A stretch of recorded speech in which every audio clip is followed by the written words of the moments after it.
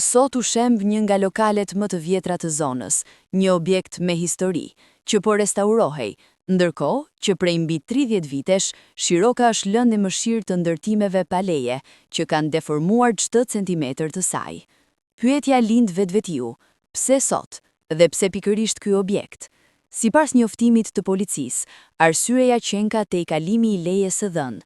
Në një realitet ku janë toleruar për vite të tëra ndërtime pa leje e pa kriter, kjo timëllon thuajse si të kapesh pas 2 kolonave më shumë, një justifikim i vogël përballë një problemi gjigant.